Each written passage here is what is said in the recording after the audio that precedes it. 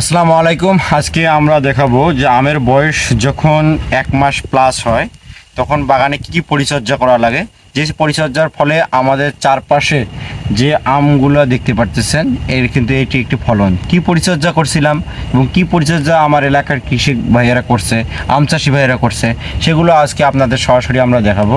দর্শক শ্রোতা, যারা আম দেখতে চান, অরিজিনাল আমের রূপ ভোগ করতে চান, তারা আমাদের এই বাগানগুলো আসতে পারেন। বাগানে বৃষ্টি হওয়ার পর আম পড়ছে, আমরা আম কুড়াচ্ছি। কিছুদিন পর অবশ্য আম কুড়াই লাগবে। ওয়াহ, গাছের সাইজ অনুপাতে আম কি পরিমাণ ধরছে আপনারা দেখেন, মনে হচ্ছে যে এলে রোবট দিয়ে সাজানো। ওয়াও, মাটিতে যেগুলো পড়িয়া চাইলে তো প্রতিটা গাছের নিচে প্রায় আধা মন করে আম হবে।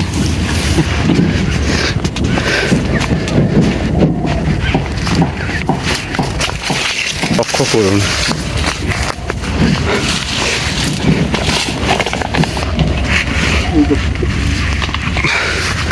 ও ব্যানানা ম্যাঙ্গো। ব্যানানা ম্যাঙ্গো এইবার তো মনে হয় সবচেয়ে বেশি ব্যানানা ম্যাঙ্গো আলছে। হুর, মানুষের বলে আম দেখতে যায়, আমাদের বাগানের যতগুলো আম।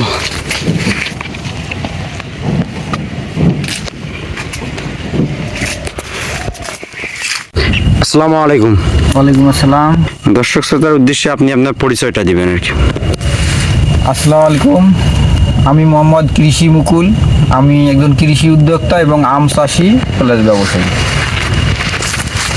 আমরা এর আগেও আপনার কয়েকটা ভিডিও দেখেছি এবং কয়েকটা ভিডিওতে আপনার কিছু আমের ব্যাপারে জানতে পেরেছি। সেই বিষয়গুলো ছিল কিভাবে আম গাছে মুকুল নিয়ে আসবে এবং মুকুলে পরবর্তী পরিচর্যা কী কী করা লাগবে, এবং পরবর্তী পরিচর্যার ফলন কিন্তু আজকে আমরা সরাসরি দেখতে পারতেছি, যে আমগুলো আমরা দেখতে পারতেছি। তো এখন যে পরিবেশে আছে, 1 মাস পর, 1 মাস বয়স হয়েছে আমগুলোর নাকি? হ্যাঁ, সেই 1 মাস বয়সে আমের যে এত বড় সাইজ হয়ে গেছে, এখান থেকে শুরু করে বাজারজাতকরণ করা পর্যন্ত আমগুলো কি কি পরিচর্যা করা উচিত, আর এর মাঝে আপনি কি পরিচর্যা করলেন, আমরা যে মুকুলের পর যে দেখাইছি সেগুলো আজকে একটু বর্ণনা করবেন। এখানে মূলত হলো মানে আমি গাছে পুডিং করছি। আমি প্রবেশ করার পরে যখন পুডিং করা হয়েছে, গাছ অটোমেটিক এটা ফাঁকা হয়েছে, ডালপালা হয়েছে, আগাছা দমন করা হয়েছে। এর পরিষ্কার পরিচ্ছন্নতা বেশি থাকলে তখন ভালো হয়, পোকামাকড়ের ইয়েটা কম হয়।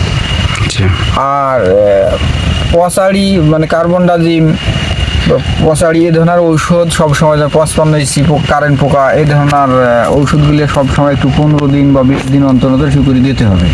তাহলে আমটাও সুন্দর থাকবে, পোকামাকড় থাকবে না, বাজারজাত করাও অনেক সুবিধা হবে। আমি মনে করি যে এমন তো মুহূর্তে আম প্যাকেটিং করা দরকার সকলের। এই এখনই? হ্যাঁ, এখনই ব্যাগিং।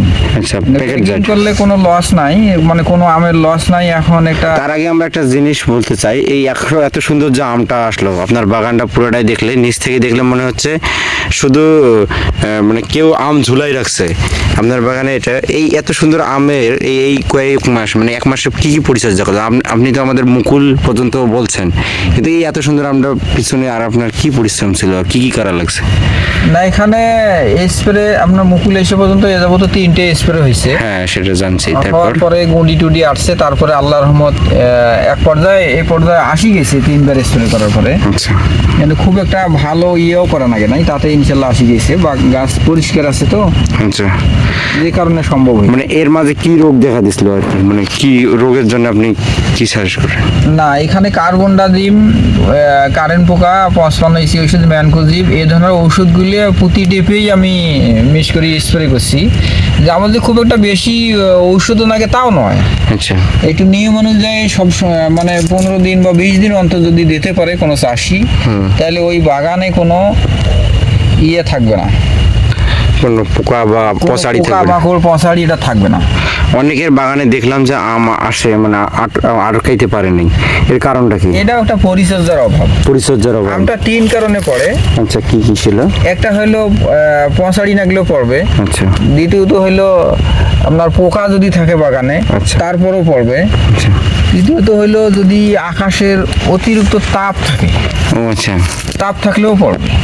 এই মূলত 3 কারণে আমটা ঝরে যায়। আমটা ঝরে যায়। হ্যাঁ। আপনি এই 3 কারণের সমাধানটা কি দিবেন এখন? না এগুলো প্রথম থেকে একটু স্প্রে একটু ভালোভাবে করলে, যেমন স্প্রে কিছু নিয়ম নিষেধাজ্ঞা আছে, সেটা হলো যে যখন অতিরিক্ত তাপ থাকে 35, 36 বা 40 ডিগ্রি, তখন এই ওষুধগুলো সকালে বা বিকেলে ঔষধ স্প্রে করা লাগবে। আচ্ছা কারণ দুপুরে করা যাবে না। আচ্ছা 10টার মধ্যে ক্লোজ করতে হবে, ওকে 4টের পর দিতে হবে, আচ্ছা তাহলে ওষুধটা কাজ করবে। আর যদি সবাই মনে করে যে না সারাদিনে দেবো, যদি এইরকম 35, 36 বা 40 ডিগ্রি তাপমাত্রা থাকে, তাহলে উপকার থেকে ক্ষতিটা বেশি হয়। আচ্ছা, আমের মুকুল অনেক সময় দেখলাম যে অনেক গাছে আসার পরেও আম আসলো না, আর এইটার আপনি সমাধান? এটা মূলত তো পঁচাড়ি বা পোকা, সিপস নামে একটা পোকা আছে, খুব আচ্ছা। ক্ষতিকর।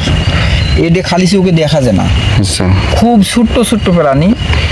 এই পোকা যদি নিধন করতে না পারে, মুকুল আসার পরেও আম থাকবে না। আম থাকবে না? না। তার মানে অনেকের বাগানে কিন্তু এই ধরনের সমস্যা দেখা এই দিয়েছে। ধরনের সমস্যাগুলো হচ্ছে তার বুঝতেই পারেনি যে পোকা লাগছে, তার বুঝতেই পারেনি, আচ্ছা, যে কারণে এই ঘটনাটা ঘটিয়েছে। তো আপনি এই বিষয়গুলো সতর্ক ছিলেন বিধায় আজকে আমের বাগানের ফলন এরকম হয়েছে। হ্যাঁ। তো আমরা এখন শুনতে চাচ্ছি যে আমের এরপর পরিচর্যা কি, প্যাকেট জাতের কথা বলতেছিলেন আর কি। না এরপরে প্যাকেটিং আমি বেগিং করব। বেগিং করলে আসলে বেগিং করলে সুবিধা, আমটা কোনো ক্ষতি নেই। আচ্ছা মানে যদি 100টার মধ্যে ধরেন 99টা একটা এদিক সেদিক হইতে পারে, আচ্ছা। 99টাই থাকবে প্যাকেট জাত।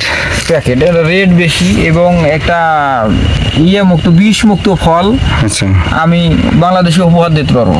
এই প্যাকেট জাতে? হ্যাঁ প্যাকেট যাতে স্বাস্থ্যসম্মত, এখানে কোনো পোকা মানে কোনো ঔষধ, কোনো কীটনাশক ব্যবহার হবে না। আচ্ছা যখন ব্যাগিং করব তখন কোনো কীটনাশক ব্যবহার হবে না, মানে আম বিদেশেও যাবে, আচ্ছা তখন এই আমগুলো অনায়াসে যে কোনোখানে নিয়ে যাবে, গ্যারান্টি দিয়ে বিক্রি করতে হবে যে আম বিষ মুক্ত, স্বাস্থ্যসম্মত। আচ্ছা। এটা হলো গুণ। আমরা এখন কি পরিচর্যা করতেছেন আপনি বাগানে, যে পরিষ্কার রাখছেন, মানে আসলে এখন থেকে আরো আম আসা পর্যন্ত কি কি পরিচর্যা করা না লাগে? এখন এই যে আগাছা যেটা হচ্ছিল, এইটার জন্য আমি ঔষধ দিছি, আরও একটা দেওয়া লাগবে, আচ্ছা দিলে পরিষ্কার থাকবে। আচ্ছা আর নিয়মিত একটু যখন ব্যাগিং এর পরে হালকা কম দামের ওষুধগুলো, যেমন মেলাথিন গ্রুপের ঔষধ নিয়মিত দিয়ে গেলেই হবে। আচ্ছা। তখন কোনো পঁচাড়ি বা কার্বনটাজিম এই ধরনের কোনো ওষুধ ব্যবহার করা লাগবে না, কড়া ধারণায়। নর্মালি দিলেই জানি কোনো মশা মাছি বসতে বাগানে না থাকে, এই কারণে একটু নর্মালি ওষুধ দিলেই হবে। আপনি আমাদের এর আগে বলছিলেন গাছের যে তলানিটা, মানে গাছের নিচে গোড়ার অংশটা পরিষ্কার রাখার কথা বলতেছেন। হ্যাঁ। এর আগে ভিডিওতে বলছেন, তো এখন পর্যন্ত আপনি কি বলতেছেন যে আমাশা পর্যন্ত কি পরিষ্কার রাখতে হবে এই হ্যাঁ বিষয়টা? পরিষ্কার রাখা লাগবে। আমাশা পর্যন্ত পরিষ্কার না রাখলে তো পোকামাকড় অটোমেটিক হবে। গাছের গোড়া পরিষ্কার না রাখলে? হ্যাঁ পরিষ্কার রাখা লাগবে, এবং আম হারভেস্ট করার পরে সার দেওয়া লাগবে। আচ্ছা বিভিন্ন অপ্রয়োজনীয় দিলে ডালপালা হ্যাঁ হ্যাঁ, এগুলো আউট করতে হবে। এটা কেটে দিতে হবে। হ্যাঁ একটা হলো পুডিং, একটা হলো অঙ্গ প্রত্যঙ্গ ছাঁটাই। আচ্ছা এটা হলো মুকুল আসার আগেই, আচ্ছা অর্থাৎ নভেম্বরের মাঝামাঝি। হ্যাঁ তখনও কিছু অপ্রয়োজনীয় থাকে, পুলে ছাঁটাই দিলে ভালো হয়। আর একটা তো আম হারভেস্ট করার পরে। আচ্ছা। মূলত 2 বের যদি করতে পারে, ওই বাগানের রোগ বালাই একেবারে কম হবে। পুডিং আর হ্যাঁ কাটিংটা? হ্যাঁ একেবারে রোগ বালাই কম হবে, কারণ আলো বাতাসটা খুব সমানভাবে পাবে চতুর্পাশে, আচ্ছা তখন গাছটা ফল দেবে ভালো, মুকুল আসার সহযোগিতা পাবে ভালো। গাছের সাইজ এক সাইজ হওয়ার কারণ কি আপনার বাগানের এটা?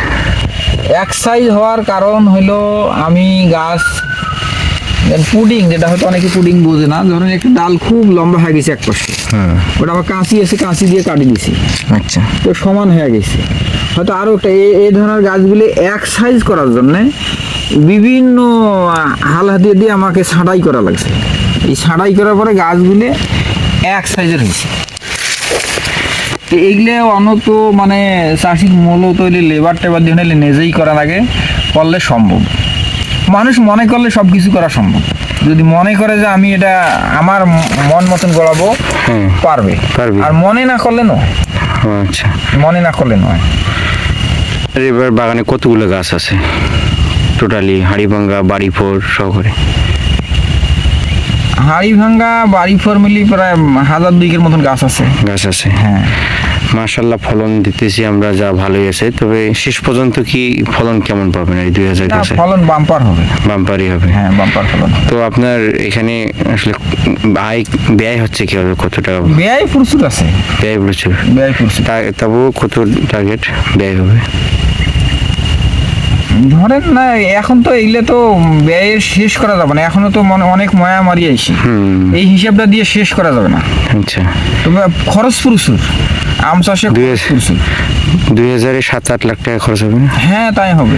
আবার না, অত যাবে না, 4-5 লাখ টাকা খরচ হবে। 5 লাখ টাকা খরচ।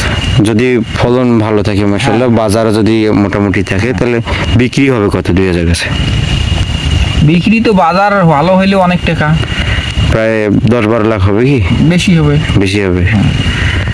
আচ্ছা, তো আমের আসলে আম পাওয়া পর্যন্ত আমরা আর একটু সংক্ষিপ্ত ভাষায় বলবেন, আম পাওয়া পর্যন্ত আমাদের কি কি পরিচর্যা করা লাগবে শেষ? আম পাড়া পর্যন্ত প্রায় আরো 3টে স্প্রে দেওয়া লাগবে। আচ্ছা, প্রায় মূলত নাহলে 2-3টে স্প্রে করালে আমটা পরিষ্কার পরিচ্ছন্ন থাকবে, পোকামাকড় থাকবে না, আচ্ছা, খুব ভালোভাবে বাজারজাত করতে পারবে, রং টং ভালো থাকবে। আর যদি এইগুলো না করে, কালার খারাপ হবে, পোকামাকড় থাকবে, বাজার রেট কম হতে, অর্থাৎ যে কোনো ফল এটা দর্শনধারী হইতে হবে, হ্যাঁ হ্যাঁ, দর্শনধারী হইতে হবে। কারণ আমি যদি বাজারে যা ভালোটা খুব ভালো কিনে চেষ্টা করি, তাহলে আমার পণ্যটাও ভালো যাতে হয় এই চেষ্টাটা থাকতে হবে চাষির, হ্যাঁ, তাহলে বেশি রেট পাবে। ধরেন এলে নিরোষ কালা আম বিক্রি করছে হয়তো 1500 টাকা মন, একটা ভালো চকচকা আম যখন বাজারে ওঠে তখন এটা মনে প্রায় 2000 বিক্রি হয়, 500 টাকা মনে বেশি হয়, 500-700 টাকা বেশি হয়। সব সময় যদি আম ভালো করতে পারে, আর না করতে পারলে বড় করিও লাভ নেই। আচ্ছা, তার মানে আমাদের হচ্ছে পরিচর্যার মধ্যে পোকা দেখতে হবে, পচাড়ি দেখতে হবে, হ্যাঁ হ্যাঁ, এই কয়টা পরিচর্যা আম আসা পর্যন্ত করলে ইনশাল্লাহ মোটামুটি ভালো আম পাওয়া যাবে। মোটামুটি ভালো আম পাওয়া যাবে। আমরা এতক্ষণ আম চাষি ভাইয়ের কাছে শুনলাম টোটালি আসলে আমটা আসা পর্যন্ত কি কি করতে হবে। আমটা আসা পর্যন্ত এট ফার্স্ট কাজ হচ্ছে আপনার বাগানের গাছের গোড়ার অংশ পরিষ্কার রাখতে হবে, বা পুরো বাগানটা পরিষ্কার রাখতে হবে যেন গাছে কোনো পোকামাকড়ের আক্রমণ না হয়। দ্বিতীয়ত হচ্ছে আপনাকে পচাড়িটার দিকটা লক্ষ্য রাখতে হবে, আমে কিন্তু বিভিন্ন ধরনের পচাড়ি রোগ হয়ে থাকে, সেগুলোর দিকে লক্ষ্য রাখতে হবে, এবং সময় অনুপাতে আপনাকে স্প্রে করতে হবে। যদি আপনার দর্শক শ্রোতা আজকে ভিডিওটা কেমন লাগলো আপনারা কমেন্ট করে জানাবেন। ভালো থাকবেন সবাই, আসসালামু আলাইকুম।